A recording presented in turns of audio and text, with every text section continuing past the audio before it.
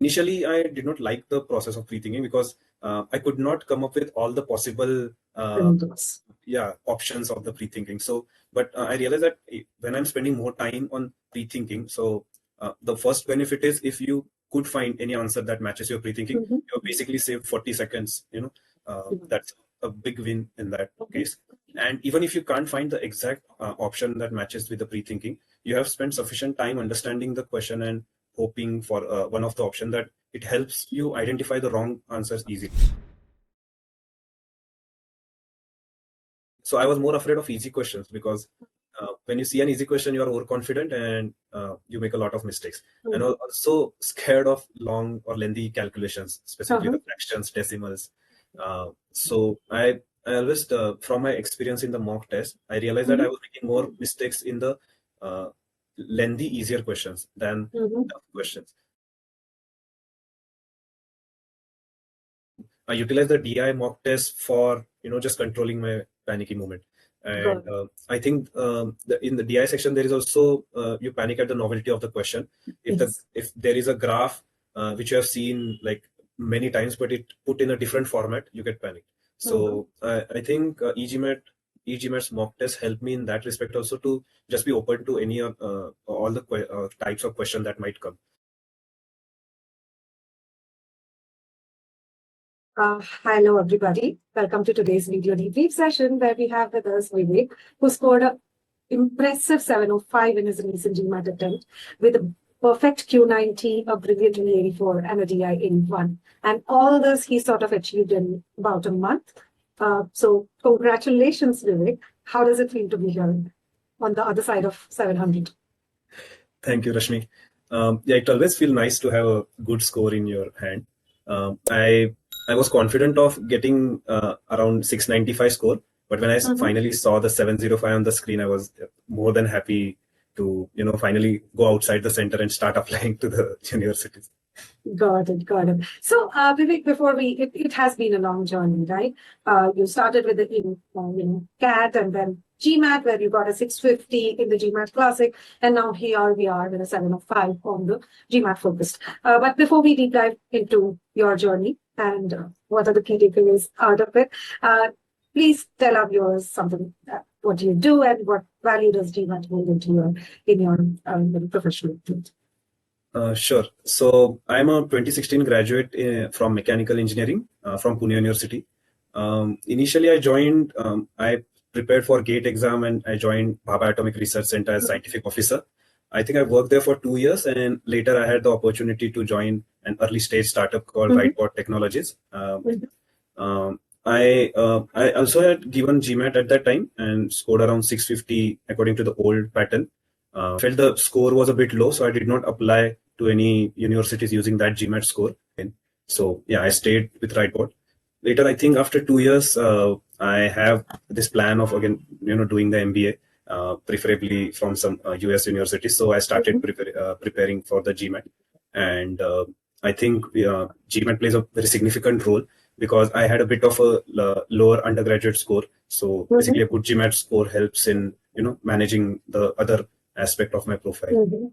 Got it. So the first time around, Vivek, when you attempted the GMAT, you essentially took your CAT preparation and tried to get a good score on the GMAT. But this time around, I think you formed a better structured approach. You came on board e-GMAT. So what made you take that decision?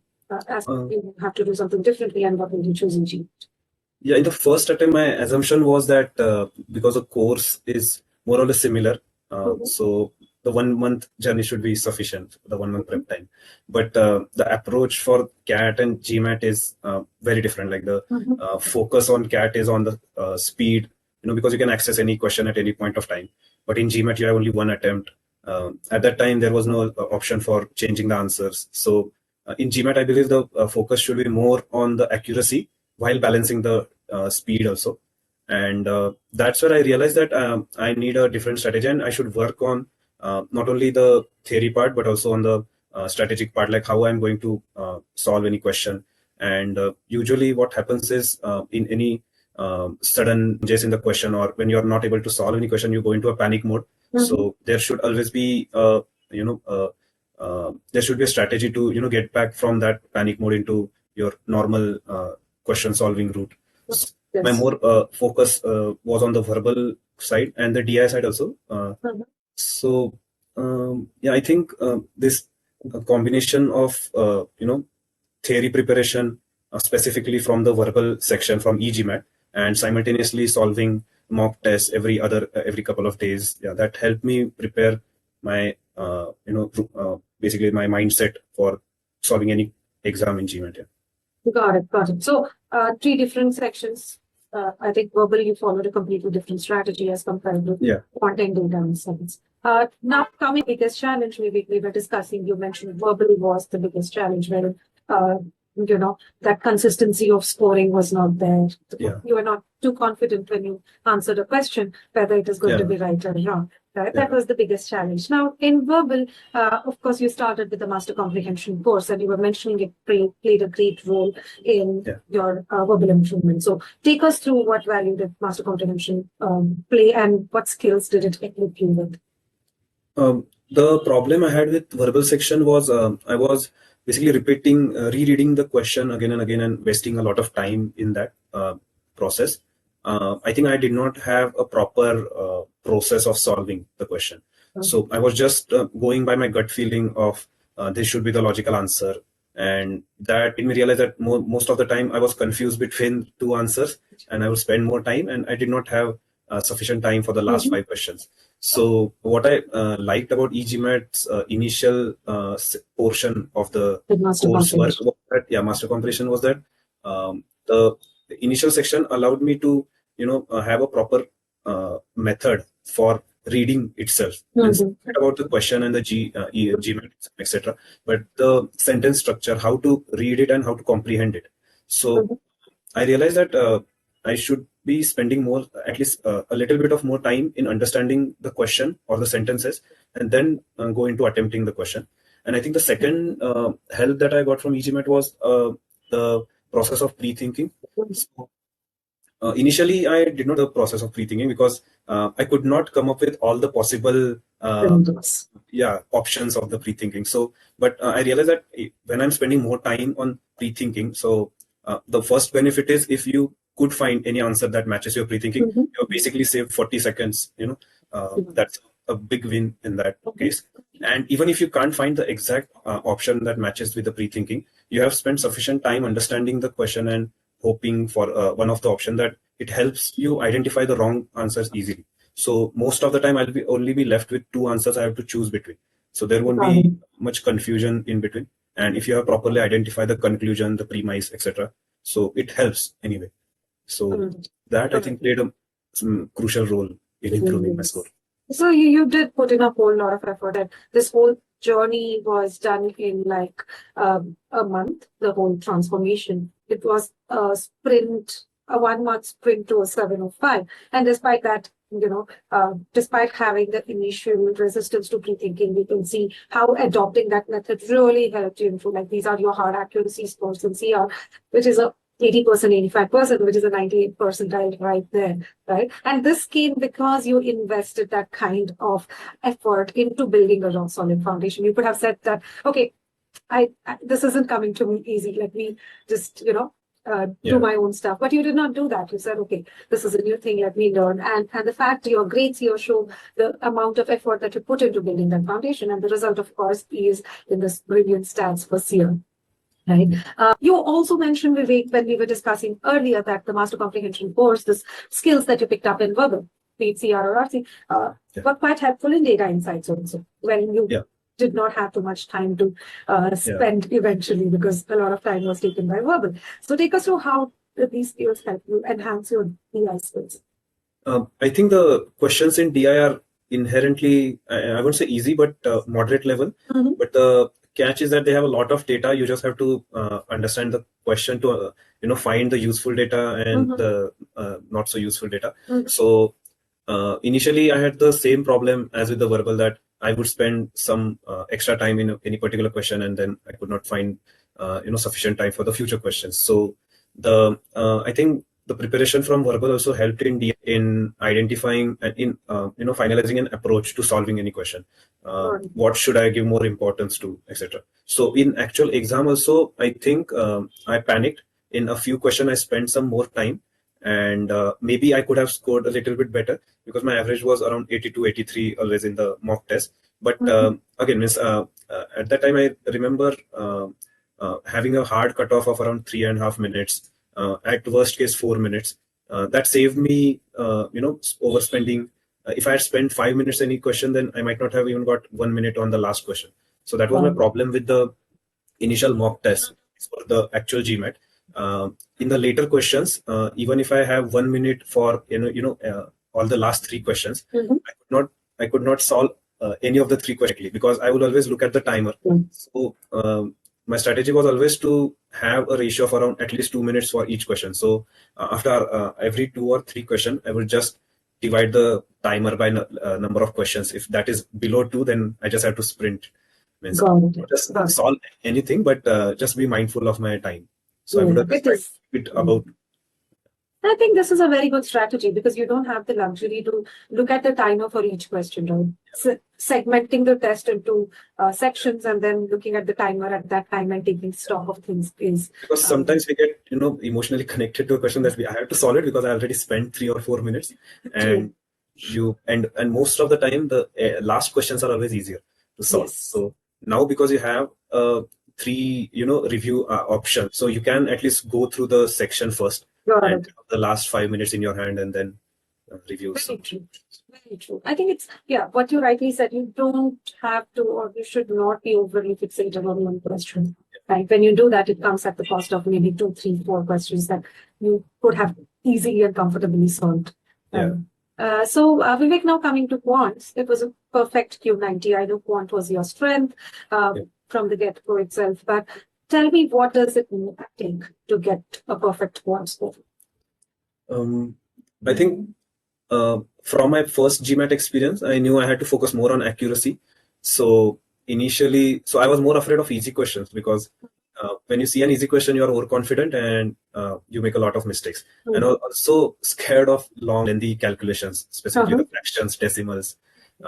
So I always, from my experience in the mock test, I realized that I was making more mistakes in the lengthy, easier questions than tough questions. So I would definitely review those questions which required me, doing the calculations at least for the fractions or decimals, because that's where I used to make a lot of mistakes. And my another strategy was to always have, if possible, to have another set of approach to verify the calculations. So in the actual GMAT exam, I think the first or second question itself was wrong because I had made a error in addition of 2 fractions. And I always have at least 10 minutes left after the section. So luckily, because it was the first and second question, so I was able to review it. And I was able to find my mistake because at the second time of review, I did all the calculations, even if they're very silly, on the on the notepad, so as to just double verify. So I think that saved me from if I had not done that, I might have gotten like 89 or or maybe lower because it was just the second question. So it was an easier question. But okay, got it. So essentially, it was about ensuring that your hard accuracy was always good, ensuring that you avoid the so-called avoidable silly mistakes. Maybe after a lot of mock tests, you realize in what particular questions you can identify a set of questions where you make a lot of mistakes, and that helps you in the final exam to review this. Even if you should just review it so that. Got it. So the pockets of, as you said, in fractions was where you were generally making a mistake. So at least reviewing those questions to double check whether you've done it well makes the most sense.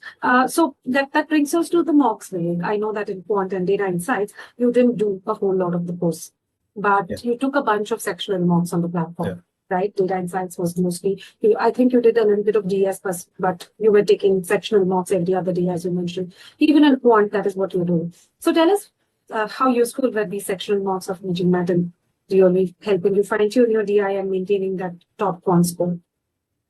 So I think I utilized the mock test to be in quant. At least I was more or less confident.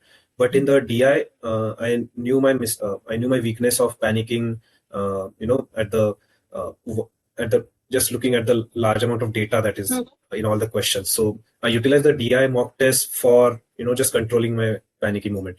And I think in the DI section there is also you panic at the novelty of the question. If there is a graph which you have seen like many times, but it put in a different format, you get panicked. So I think e-GMAT's mock test helped me in that respect also, to just be open to any all the types of question that might come. I think the DI section is very much similar to the CAT's. I'm not sure of the name. Yeah. So basically, it has a puzzles. So instead of that, but there is a novelty in the question, and that's the last thing you want to see in any exam. But help me control my panicness in the exam. For the quant section, there was always a new and tougher section, like the probability or combinatorics. So that was a weakness of mine. So, and I realized in some of the mock tests that I was making some errors in that section. So I had the time to revisit those sections and just brush up my concepts. So that helped me in that aspect. Also the statistics. I think in the final GMAT exam also, the questions in the combinatorics and the statistics specifically, they were not tough, but the language was made so that they felt new. So through practice, I think I could identify the catch that the question was set up. So that helped me. Okay, so you used the analytical tools on the scholarly name to figure out what these areas are. Right? Yeah. So essentially, what you used the sectional mocks was for DI to get test ready and for quant to maintain your ability at the same time, identify those pockets of weakness which needed further refinement. So getting into the test, were you confident of a good score? Were you completely ready? I was confident, but there can always be a surprise. So I think the quant went well.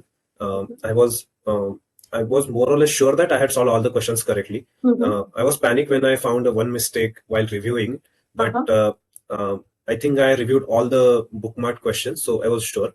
In the DI, I was, even after so much practice, I panicked literally. And I had deliberately kept a 10-minute break after the DI section, so between DI and verbal, because I knew that DI can be surprising. So I utilized that break to just, try to forget all the bad memories of the DI section and go with a fresh start for the verbal section. I think initially for a couple of verbal questions, I was still in the panic state, but later I recovered, forgetting the past section and just attempted it. When I submitted the last verbal question, so I was not expecting, I did not have any expectation because the score appears so quickly in front of you. So I was just happy to see the score. If I was expecting the score after DI section, I would have expected 675 because of that experience. But so I think you should keep a break in after that section, makes you feel panicky, and utilize that break to just, self-motivate, just talk with yourself, forget about the past sections. So your so-called weakest section is what actually helped you get to that 705 end of the day, right? Verbal just 90th percentile score, and verbal was brilliant.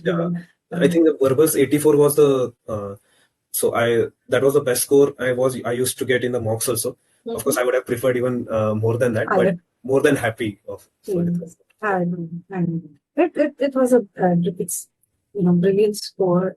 700 plus score is always enviable, celebratory, everything. So as I mentioned towards the beginning of our conversation, it has been a long journey.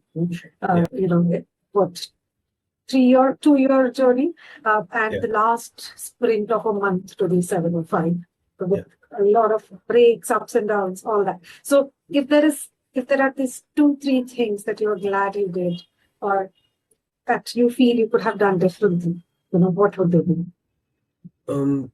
So between my first and second GMAT attempt, I think I was glad that I kept in touch with my quant basics. And that did not mean I attempted or any mock tests, etc. But I just used to, solve puzzles.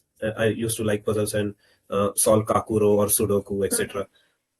From my CAT prep time, I was, accustomed to reading newspapers or any that are not from my field. So I think that helped me to maintain my habit of reading.